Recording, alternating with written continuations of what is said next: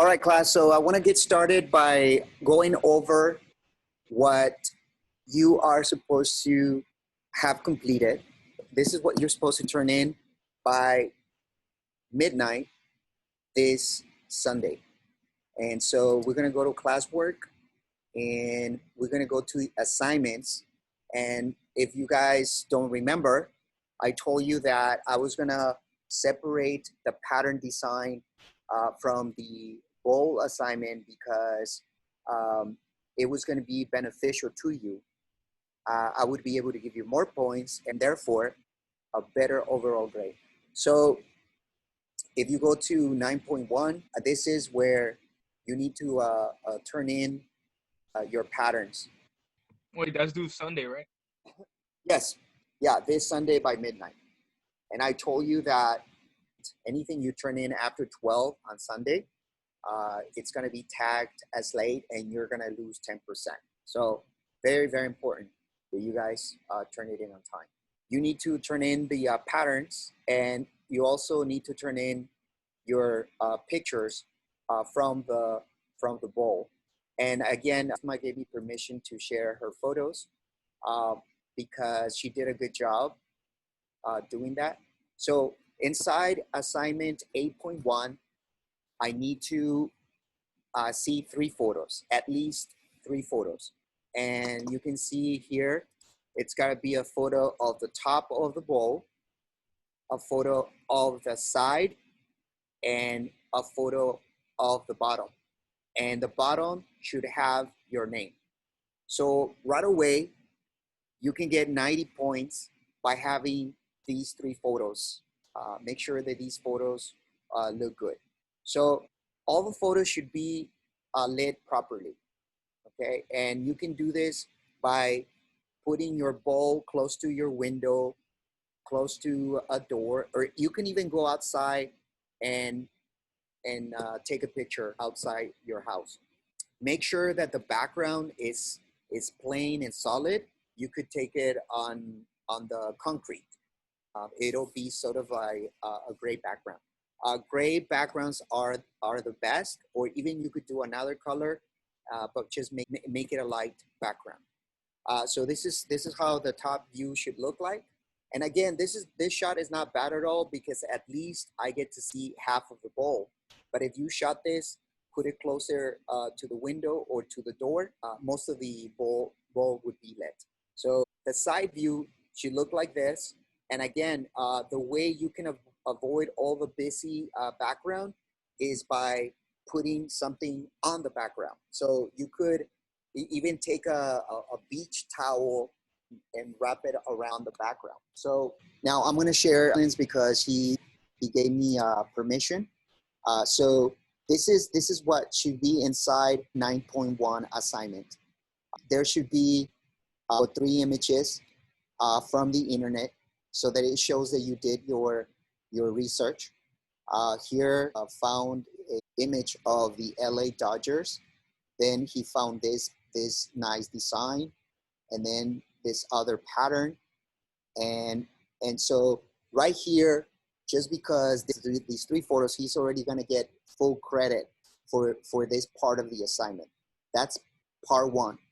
Part 2 is for you to take a picture of your grid, and you can see here he did a pretty good job on the bottom one. Actually, this is one of my favorite patterns. Part 3 is when you're going to take a picture of your tracing paper, and you can see here that he has already colored it. Now, he because of the quality of pencils that he was using, the coloring of his patterns, they don't look as good. So I'm assuming that the pencils that you're using are of better quality and you're getting a better result. But I'm not gonna be so critical about the coloring, but you still need to try your best. But anyway, here you can see that Dylan is gonna get full credit, whether I give it 50 points, 100 points, 20, 30 points. He's gonna get full credit for the pattern assignment. I'm gonna go back to the bowl again, And I want to tell you that just by you including the 3 photos, you're already getting up to 90 points. Okay, 30, 30, 30, 90 points. And of course, you might get less points because of something that is missing or based on the criteria. But pretty much just by having those 3 photos, you can already be up to 90 points. And the last 10 points, I'm going to give them to you if the rim of your bowl is nice and even, and that it's refined and smooth. So, all right. So I'm going to get my area and ready to go. And this is what's really cool about you having a piece of wood or something where you can have your working area. Here's how I made my working area. I'm using that oilcloth that I told you about. I'm using the back of it. I'm using these paper clips, and this is how I instantly set up my working area. This is really easy to clean. You can just go to your sink, kitchen sink, and then wash it off. Okay, so let's get the clay, and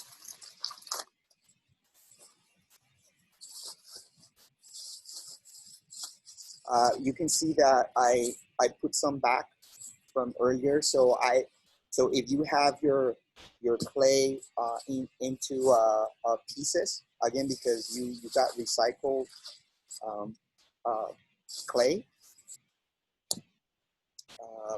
we're gonna wedge it and throw it a couple times. So in order to make sure that the whole clay is nice, ready to work, and that there's some uniformity on the inconsistency on the plasticity of the clay. All right. So this is how you wedge it. See that?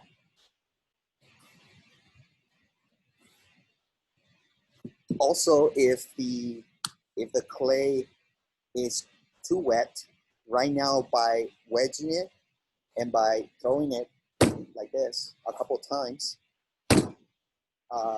you're gonna get rid of water and also of any air pockets that might be created.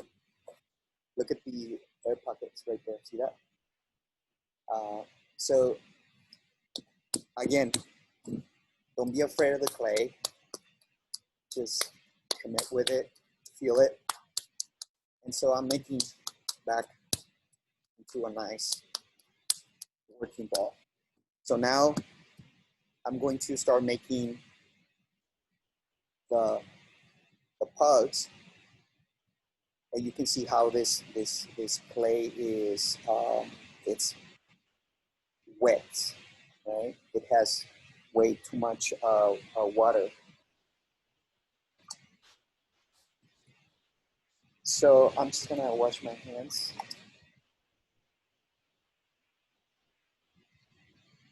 A little bit here. And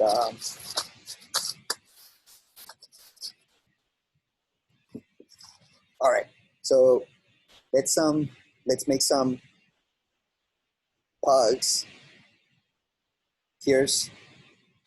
Remember what I told you.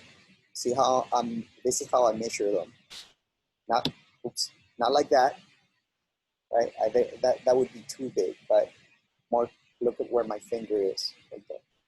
Okay, they don't have to be perfectly round, so don't worry about that. Too small. So we're gonna make about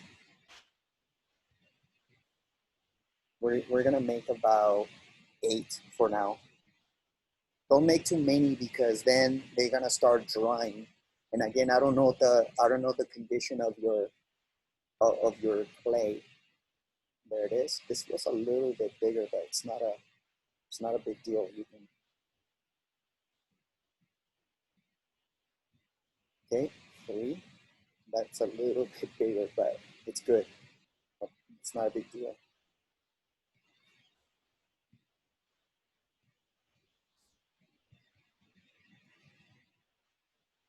Again, this clay is softer than usual, but I'm gonna take advantage of that. Okay, there you go. See that? These are a little bit smaller, not a big deal.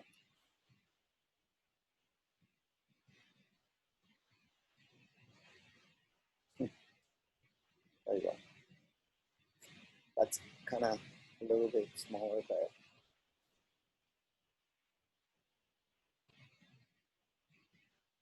and I'm kind of rushing it, trying to do this as fast as I can. So it doesn't mean that you have to do that. You take your time, enjoy the process. Okay. I'm just going a little bit faster because I don't want to take the whole period to do this. So it feels a little bit. Very good. Okay, 2, 4, 6, 8. Okay, I'm gonna get started with, well, let's do 9.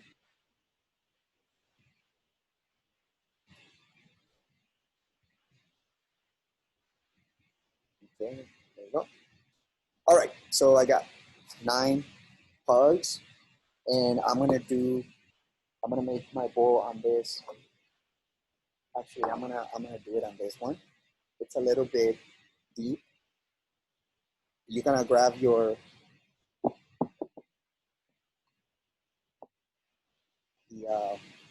cheesecloth, and remember the first one goes right in the center, and you are going to press down.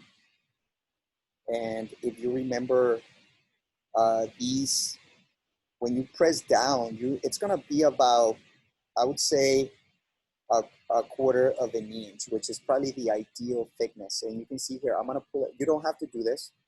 I'm just doing it just to show you how the pug is about a quarter, maybe a little bit bigger than a quarter of an inch. Okay, I'm gonna put it back. You don't have to do that. You're gonna take the next pug and you're going to overlap it and press down and make sure that it's overlapping and that you're smearing. See how I'm smearing that clay? So move on to the other corner, press down. You can feel that it's about a quarter of an inch thickness, and you keep going and blending it. So go to the next one, overlap it, press down, feel that quarter of an inch.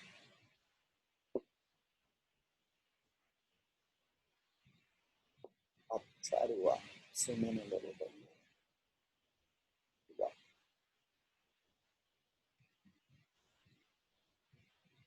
Okay, there you go. So when you're pressing down the pugs, make sure that you can feel that it's about a quarter of an inch. And you can see here, I'm using my fingers, these 2 fingers, the index and the thumb, to get a sense of a measurement. See that? So I'm feeling and the thickness of it. So go to the next one, put it in that corner, making sure that it's overlapping. Again, press down right in the center of it, and then move around and equal the thickness. Okay, let's go to the other one, right there, overlap it, press down. So basically you're doing the same thing. Look at how I'm using my thumb to blend it. And I personally like to already start creating some evenness. I already, from the beginning, I already start feeling that thickness, okay? There you go, one more.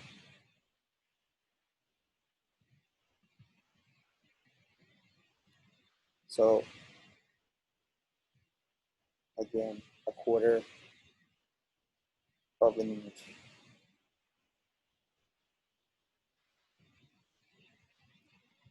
Again, I'm doing this a little bit faster.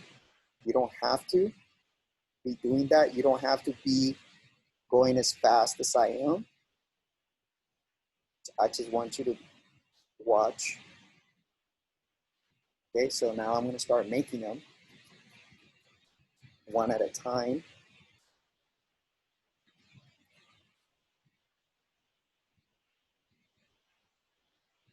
And keep pressing. And I'm making sure that I'm making sure that I have about a half an inch clearance at the top of the ring. You can see that right there. I'm not going all the way to the top because we are going to we're gonna score the top of this roll. So there you go. Press down.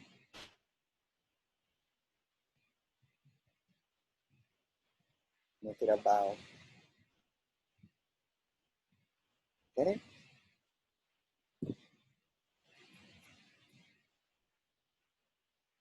Okay. I think the important thing again is going to be that the bowl does not crack and that it does not explode in the kiln. And that's why we're going to make sure that we don't have air pockets. So when you're making the pugs, make sure that there's no air trapped inside the pug.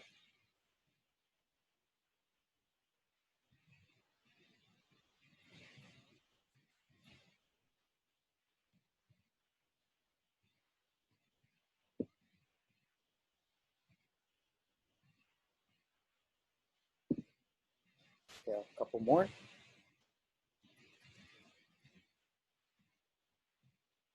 You're gonna get the hang of it when you're making the pugs, because when you're grabbing the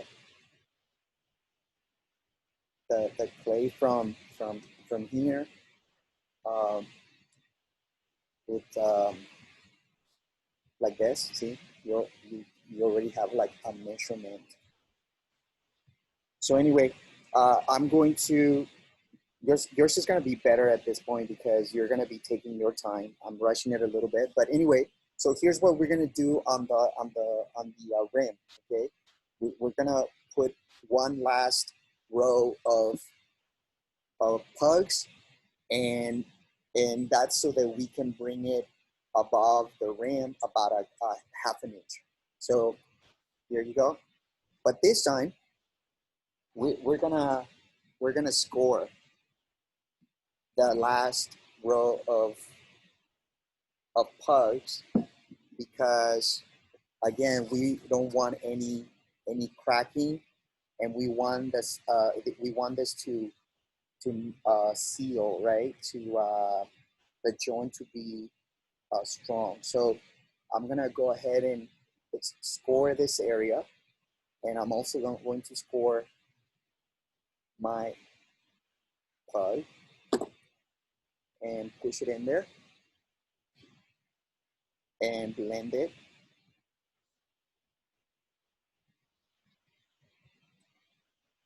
There you go. And this top is gonna be good. Go to the next one.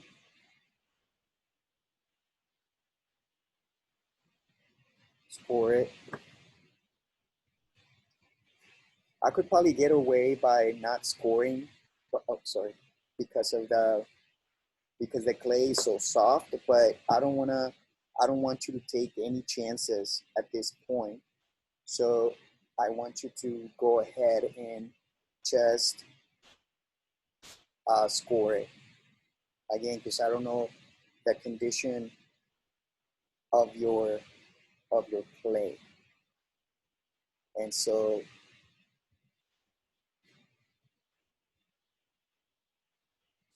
I score it, and even by scoring, you can see that how it blends. It blends the two pugs that are connected. So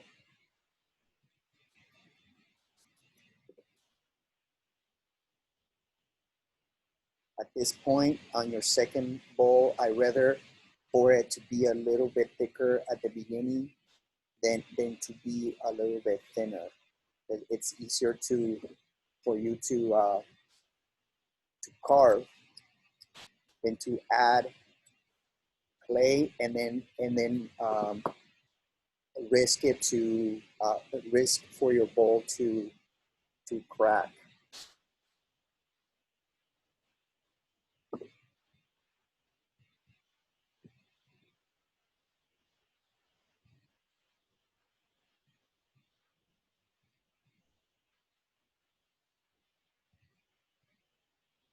Almost there.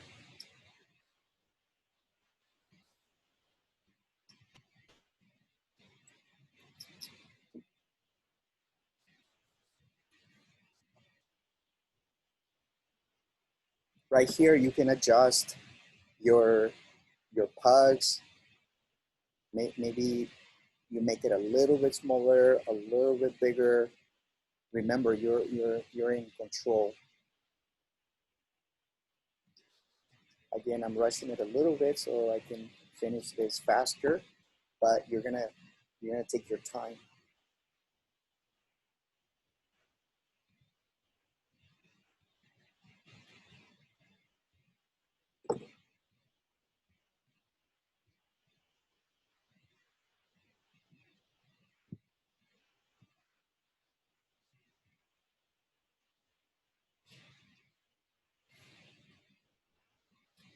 Okay, a couple more.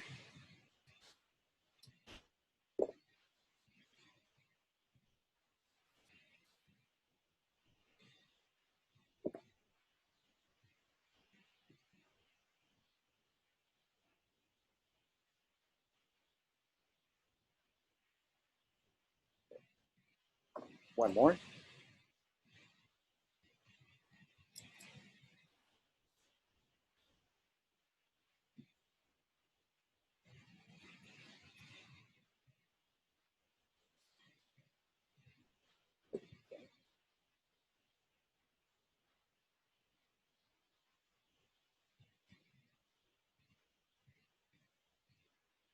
So I'm already thinking about smoothing as much as I can, and that's what I meant by taking advantage of the fact that this clay is it's softer than usual.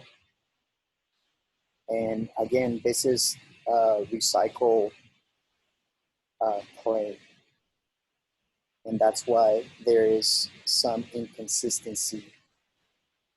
Mr. Delgado, Yo, we have to put clay over the rim of the bowl, right? You said an inch and a half? yeah, half an inch. Oh, half an inch, all right. Yeah. So what I'm gonna do right now is trim the top, because I want you to see. You can do it as well if you want to, um, but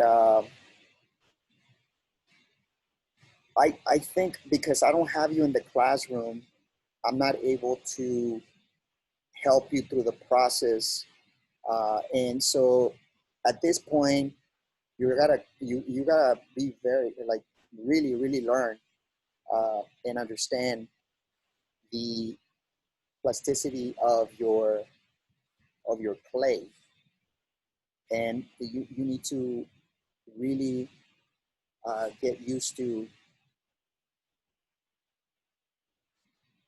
Um,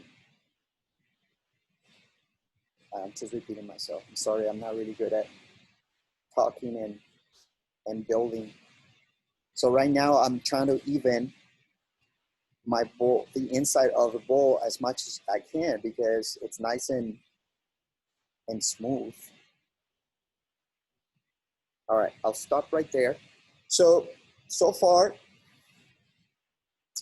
again, I thicken my, look at how thick that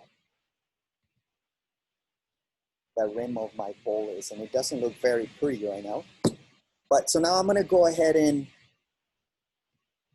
trim it, okay? And last period, I went ahead and trimmed this with dental floss. And so you could try that. It might be a little bit tricky. And so I'm going to try it with something else. You guys, I don't know if you bought one of these, one of the needle tools, but you can trim it with this. But I'm gonna assume that you don't have any fancy tools, that all you have is a knife. Okay, so I'm gonna use the knife to trim this. By the way, let's put the clay away, the one that we are not using, so that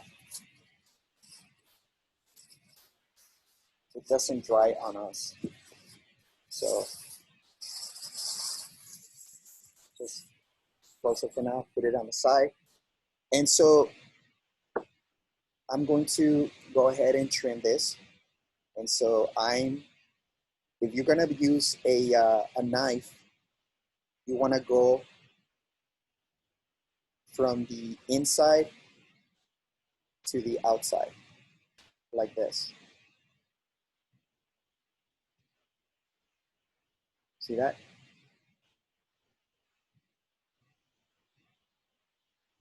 I'm showing you very unconventional things, but this is just because we are not under regular circumstances right now because of COVID.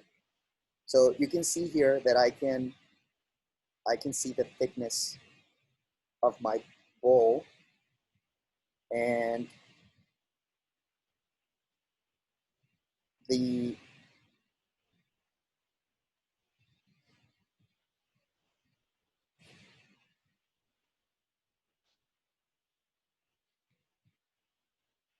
see how soft this clay is. I mean, you wouldn't be able to do this when you get the clay right out of the bag, right out of the brand new bag. You would not be able to do this, I think. But so I'm gonna put this. This is still good clay. See that? I'm just gonna go ahead and put it back inside the bag.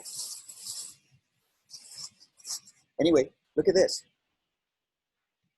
That's how the top of the rim looks like.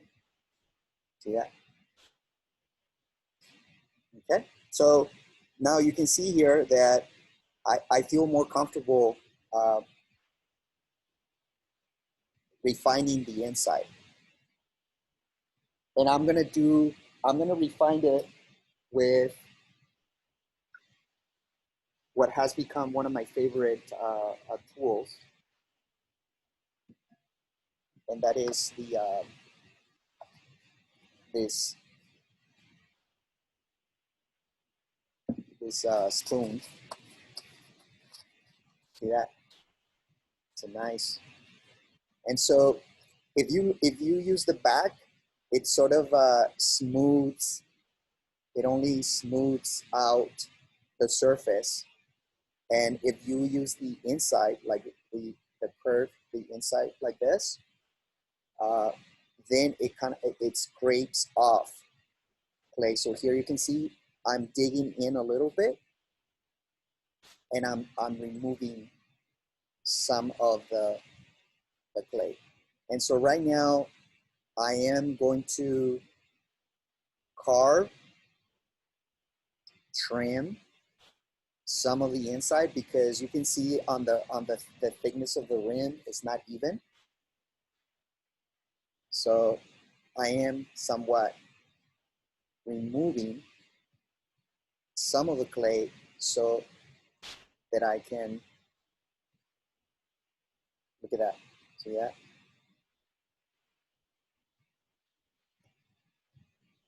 And because we don't want our bowl to be so thick.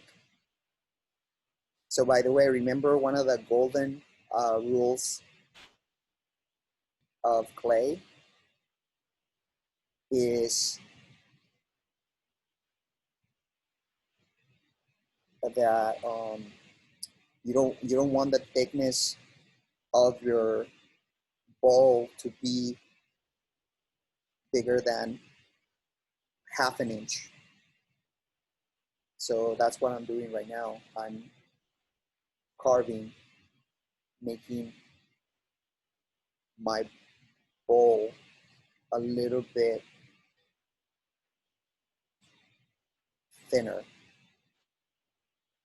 In some areas, I am carving more because it's thicker. So there you go. See that? How easy that was?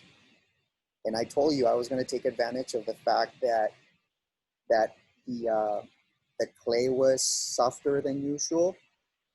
And right now, honestly, I'm trying to be done with the inside rather than waiting till tomorrow when this is leather hard.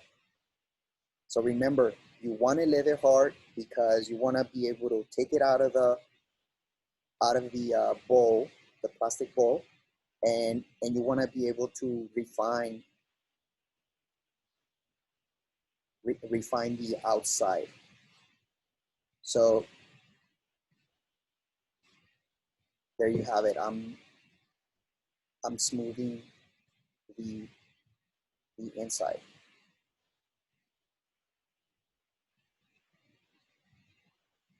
You can come up with your own technique. Look what I'm doing right now. I'm using my thumb in the inside, and I'm feeling the thickness of that bowl. So like this, I'm feeling the thickness.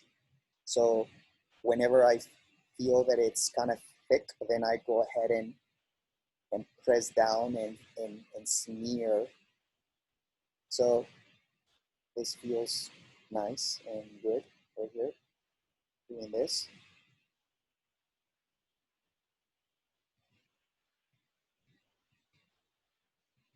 So I can even feel the bottom part right here.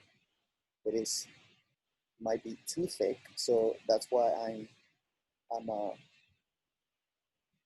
pressing down, smearing, and spreading the clay to be a little bit more even. I can see that here is too, there's more right here, which again, it's not going to be a big deal if your bowl it's a little bit thicker. But anyway, there you have it. I'm almost done.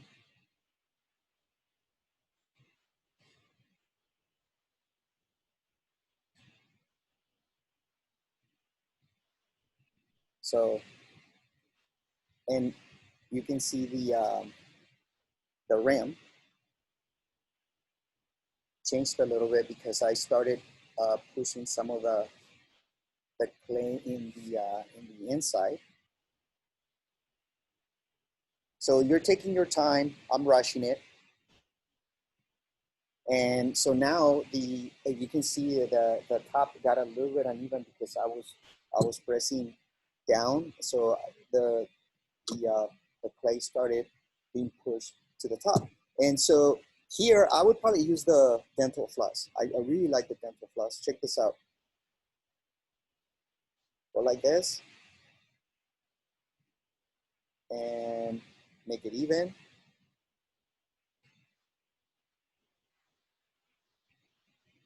You probably have to hold. It might get a little bit tricky because the bowl might move as you're trying to. So you probably want to hold the bowl with the other, with the other hand. Look at that. That's pretty cool. I'm right now creating my own method of. Look at that. Nice. So you can see that I still have some areas that I need to make thinner. And remember, you do that with your spoon. Right here, I can go in there and keep reducing, making it more thinner. And so you're gonna repeat this until you are satisfied with the end result. I'm getting the hang of this spoon. All right, so there you have it. This is a quick demonstration of how to make a bowl with the pug method. I will keep working on it off the camera to make it perfect and even. And this is where some of you didn't do that well in the on your first bowl, and it was the making sure that this was nice and refined, and that it was the same thickness. And so I hope that you guys put a little bit more emphasis on making it look better. So here you can see that I still have. I'm just gonna try to make it thinner, just to give myself a challenge of carving, because everything you do here is practice to become better. So there's not one way. Okay, so there you go, guys. I'm gonna stop there, and I'm gonna, if you're not gonna work on your bowl, you need to put it away. Remember, you don't need to finish it right now. Put the don't press it down. Just throw it inside like that. Put it inside the plastic bag. Twist it a couple times, and there you have it. You're gonna get another nice bowl. Okay, I'm gonna put back this clay, which is still good. Close the bag. Put it back inside the Ziploc bag.